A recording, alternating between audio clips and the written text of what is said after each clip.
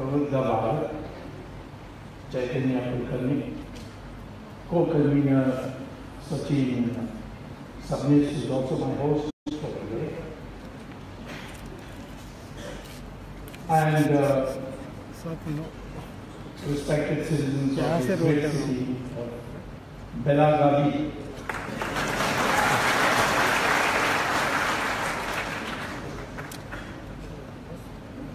I'm grateful to Prabhupada Bharat for this opportunity to speak on a very important topic.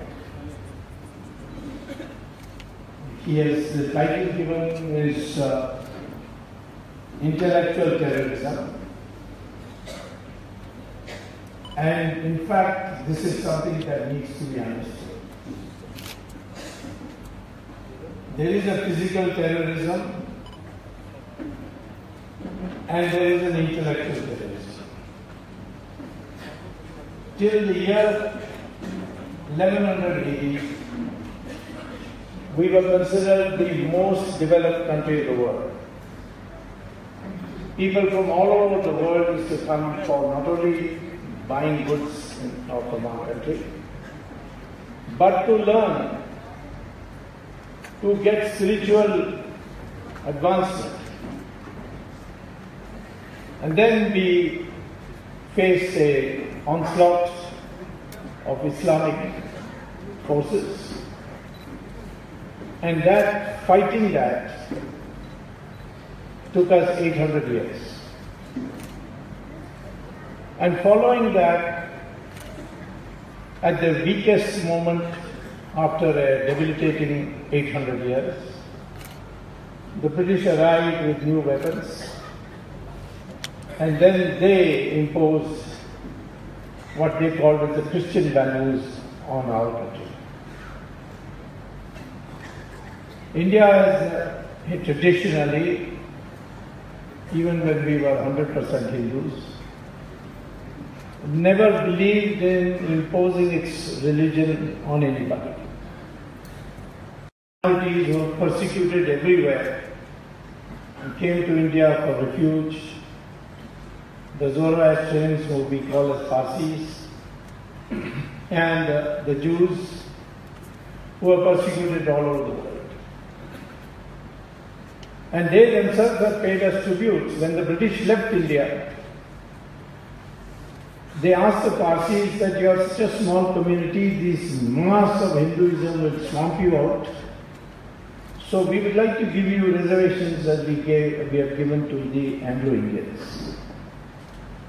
And the Parsis said, for 1,000 years the Hindus looked after us, we don't need you, you better go and we'll do the stuff.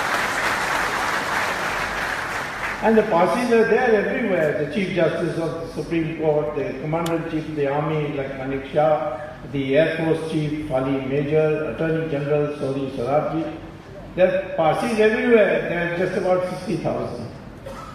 But they have never ever expressed gratitude to the Hindu community for looking after them. The Jews were persecuted, butchered. They came to India, mostly in Cochin and Bombay. We built them their synagogues. And when Israel was formed, many of them left for Israel. And Israeli parliament, after adopting the constitution, passed a resolution which said, thank you India, the only country which did not persecute the Jews.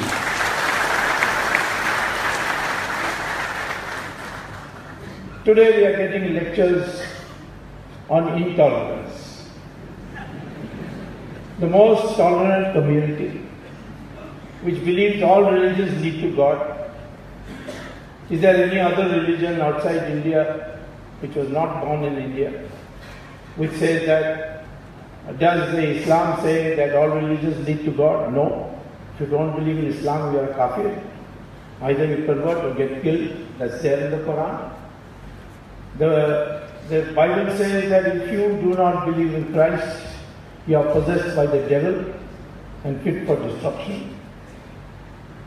Hindu religion, and along with it, it's the religions born in India as a reform religion like the Buddhism, Sikhism and Jainism, they all accept that the paths to God are multivarious. And that is the foundation of tolerance. Terrorism is what? It is to overawe the population, to do what they don't want to do, and not do what they want to do. In Kashmir, they want us to give away Kashmir. This is something we will not do. Gone are the days when these things, these slogans could be imposed on us. We accepted partition, but even in partition, if you look at the bill passed by the House of Commons, the British Parliament,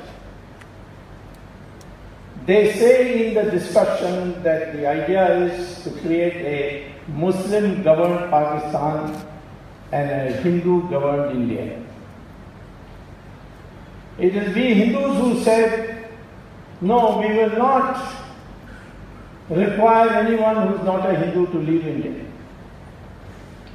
Dr. Ambedkar was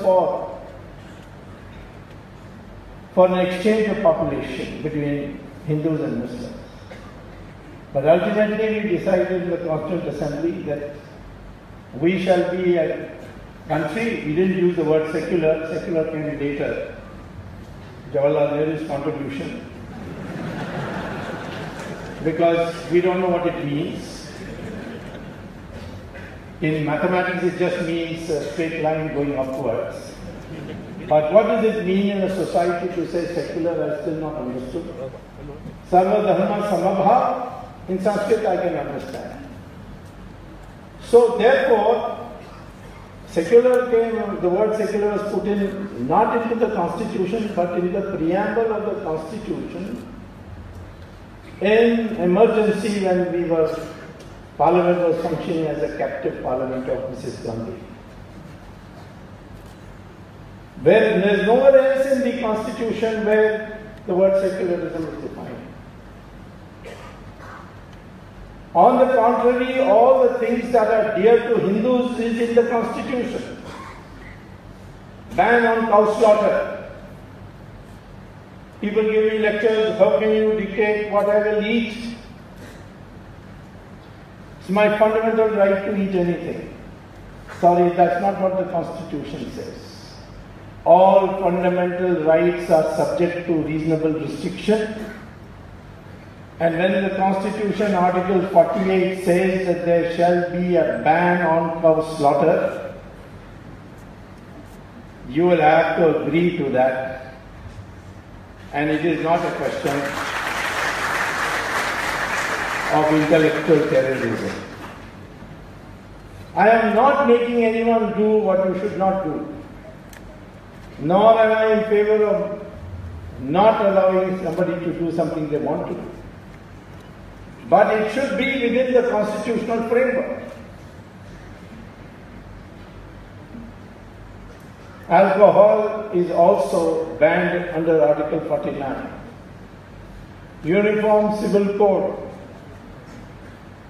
It is there in the Constitution, Article 44. Giving primacy to Sanskrit in the development of Hindi is in the Constitution, Article 351. Adoption of Devanagari as a common script in addition to your mother tongue script, is there in Article 340. And it says preservation of our ancient heritage, that's there in the Constitution. And yet, there is a new school which has emerged, which is telling us, particularly the Hindus, that you are being intolerant and you are being exclusive instead of inclusive. This country fought 800 years Islamic terror. Although Shivaji had Muslims in his army, so did Guru Gobind Singh, but they came as individuals.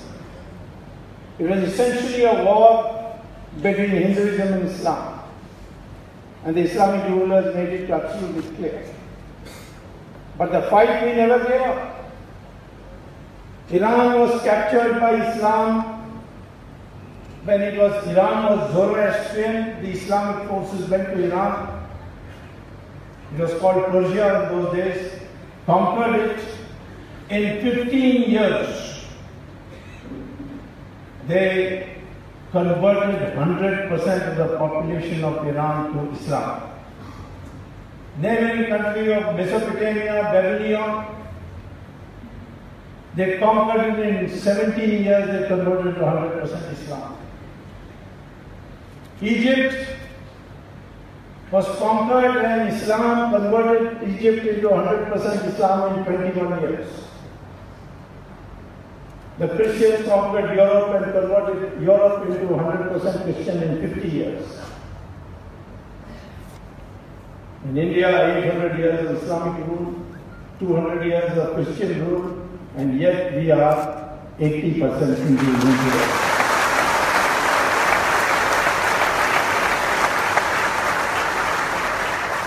Because the war continued throughout India. Whether it's Chhatrapati Shivaji who got us victory, or whether it is Rana Pratap who instilled courage into us, or whether it's the Vijayanagaram Empire from Hampi Hastinapur near Bijapur, which, by the way, spread for 300 years up to the borders of Bengal and brought in a renaissance. But look at our history books. One chapter for each Mughal Raja. Akbar, Jahangir, Shah Jahan, Aurangzeb. But Vijayanagaram Empire, one small paragraph. That in South India there was something called Vijayanagaram Empire. Some books don't even have. Ask our students, do you know what is Vijayanagaram Empire? Very few people know. But say, perhaps Karnataka. Rani Chennamma, nobody has heard of that. Guru Gobind Singh and his father sacrificed Guru Tegh Bahadur, Ahom dynasty. The people from Thailand came, settled in India, adopted Hinduism, formed the Ahom dynasty. The Mughals twice tried to cross into Burma, but they were beaten black and blue by the Ahom dynasty and couldn't move. And the same thing with the British rule. But there's a difference. The Islamic rule was physical force. The British rule was based on what is called as brainwashing you, to change your outlook. First thing that Macaulay advocated is that Sanskrit be scrapped. Sanskrit is a language that collects the whole of India. Every language of India has Sanskrit words. Some more, some less.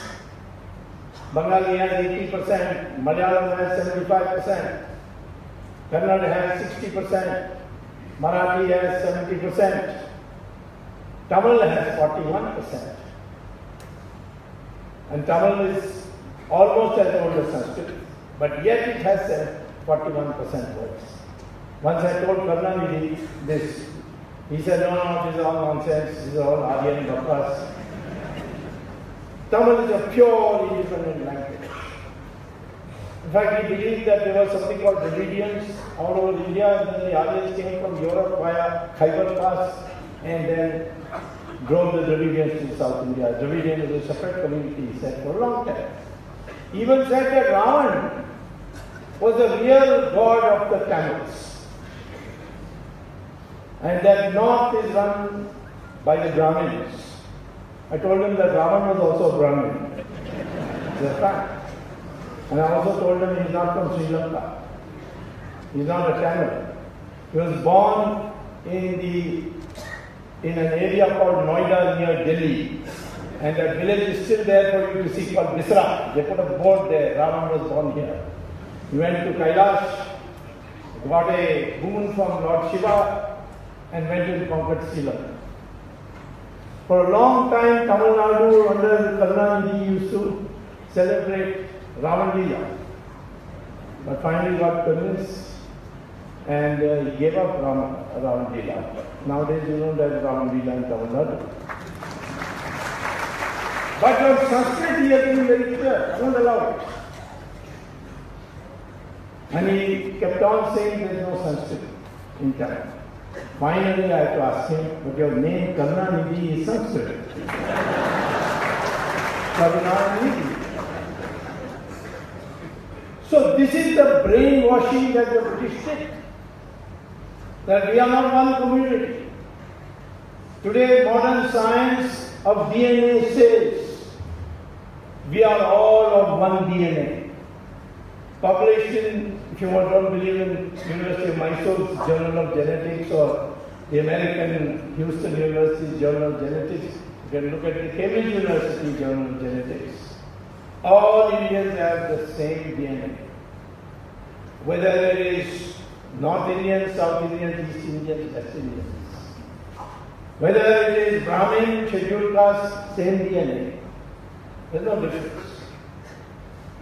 The scheduled caste population came as a special situation. Unfortunately, by then we got birth connected with the Varna. As Lord Krishna says in Gita, it has got nothing to do with birth. It has got to do with your gunas. We venerated knowledge and sacrifice as the highest. Gyan and Tya. And those who practiced that were called Brahmins. Vishwamitra's father and mother were Kshatriyas. But by his actions he became a Brahmin, a Maharishi. Where Vyasa's mother was a fisherwoman, he became a Maharishi and wrote the Mahabharata. Kalidasa was a Vanvasi, he used to cut the branches of trees. He became the biggest poet of India. He was a Maharishi. Valmiki was a scheduled caste of parents. His parents were scheduled caste. Became a Maharishi after a brief career as a dacoit. So therefore there is nothing to do. We are one people. But the intellectual terrorism today, making you believe what you should not believe, or not believe what you should believe, that has made us to think of all us as different people. Even our languages are connected by Sanskrit. That is not acknowledged. Sanskrit is a dead language. It's not a dead language anymore because it is the language of the future. In the NASA, there is a journal called Journal of Artificial Intelligence. It says, in future, artificial intelligence will grow to a big computer science and it will be storing knowledge in the computer, and the most appropriate computer-friendly language on this earth is Sanskrit, and it will be stored in Sanskrit. You can Google and find out there is a school called St. John's School in London, one of the finest schools. And they teach young boys and girls from the ages of 5 to 11 to recite for the first half an hour of the school Sanskrit shlokas. I couldn't believe it till I went to London and checked. And I was told that the principle is of the view that if you recite certain Sanskrit shlokas, the vibrations in your body will make your brain develop much faster than that. But what are we being told? These are all ancient. Hindus who say, I am a Hindu. If you say Hindu, then you must say, but I am not communal. That also you must add. I am a Hindu in practice at home quietly, but I am not a communal person. And you see this everywhere. Macaulay had said, make the mentality of an Indian in every aspect except his skin color, an Englishman. Should wear Western dress. Nothing wrong with wearing Western dress, but he said, wearing Indian dress, you should then have a prejudice. If you come wearing Indian dress, there's something wrong with you, or you're a fanatic, or you're somebody who wants to overthrow the British rule. And his manners, use of forks, knives, all these, he said, should be prescribed. Englishman in habits, Englishman in morals, Englishman in attitudes, but Indian by looks. This is what Macaulay said, and this is what he created this breed. Mahatma Gandhi, Savarkar, and many other intellectuals who propagated. You should read Dr. Ambedkar's art. I feel sometimes shocked to find that right from 1954, when the first Bharat Ratna was awarded, to 1990 when the Janata came to power, again 1991, Dr. Ambedkar was denied the Bharat Ratna despite him having piloted and drafting committee of the Constituent Assembly and produced the Constitution of India. Why? Because Mr. Jawaharlal Nehru didn't like it. He, in fact, I once said that Sanskrit may be an ancient language, but it should not be taught anymore because it's become irrelevant scientifically. The first Bharat Ratna was given to Jawaharlal Nehru. I was a minister in 1990-91. So Mr. Chandrasekhar said, who should we give Bharat Ratna to? Just then, the earlier year we had given to Ambedkar. Then I was shocked to find in 1991 that Sardar Patel also had not got the Bharat Ratna. So I went to the files. I found the 1954 file when the Bharat Ratna was instituted. Jawaharlal Nehru puts on the file, I, Jawaharlal Nehru, hereby award Bharat Ratna to Jawaharlal Nehru. And approved by Jawaharlal Nehru, Prime Minister of India. Sardar Patel's name crossed out, all through. So the Janata government of Chandrasekhar, with me as CM Minister, we gave it to Sardar Patel for the first time. Now the congressmen say we are appropriating Congress leaders. They are national leaders. Congress died several times after the assassination of Mahatma Gandhi, who wanted to liquidate, dissolve the Congress. It died in then splits when all the stalwarts were thrown out of the party by Mrs. Gandhi. So, there is no Congress only in name. Now it is not even Indian National Congress, it is Italian National Congress.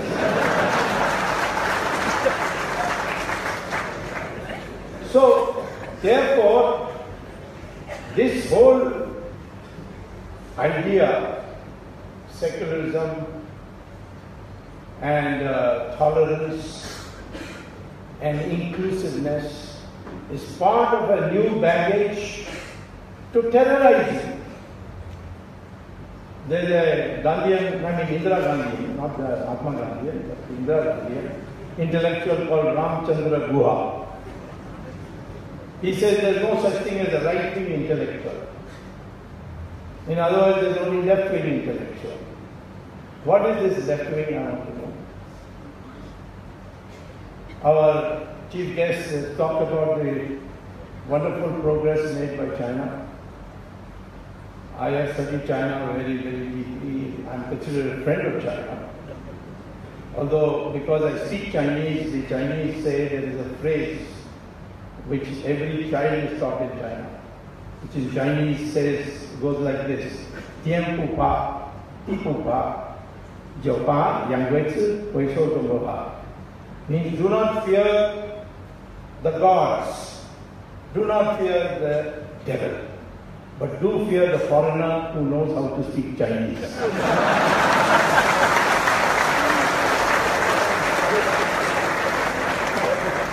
Because it is such a tough language.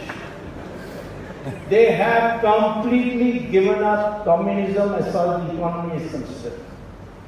The growth rate of China when they had socialistic pattern of society or socialism as their economy was the same rate as when India was having socialism. 3.5% per year. Between 1950 and 1980, both India and China grew at the same rate. China gave up socialism in 1980. India did not give it up till 1990 when Mr. Chandrasekhar and myself formed a new government. And then Narasimha Rao took it forward. And our growth rate then went up from 3.5% to 8% because of economic reforms. But this 3.5% per year was entirely due to socialism. And the same thing you can see when you look at Germany. West Germany, after partition in 1945, adopted market economy. It became a developed country in 25 years. East Germany adopted communism, socialism, and in 1990 the Berlin Wall broke and they became one Germany, and you can go to Germany and see how backward East Germany is. Same thing with North Korea and South Korea. South Korea has adopted market economy far ahead economically than North Korea. China gave it up in 1980 and started accelerating. Whatever gap they have in India today is during that 10-year period when we were still sticking to socialism and China had given it up. China is politically a communist country, but economically it is, you have to go and see how much freedom there is to transact business. As long as you do not get mixed up in politics, they are very, very friendly to those who want to invest. So Chinese growth is a proof that controlled societies cannot grow. Today, we have this situation where our society requires unification. We are under threat from terrorism from outside, but we are also in a sense within our own country. We are still discovering ourselves. Are we a Hindu country? If the meaning is, are we a Hindu religious country, that is, we believe in Sanatana Dharma and nothing else? No, obviously not. It cannot be. We never were. We all through, never except the time of Buddhist rule in Ashoka's time, never said that the king shall be of, the king shall be a particular religion till Islam came. Buddhism for a brief period had that clause in its constitution. So, this fundamental principle is that we claim to ourselves to be a continuation of the past culture of India, which is largely Hindu. They say no, other religions have also contributed. Maybe. When Ganga flows, lots of small rivers keep joining, but the name Ganga never changes.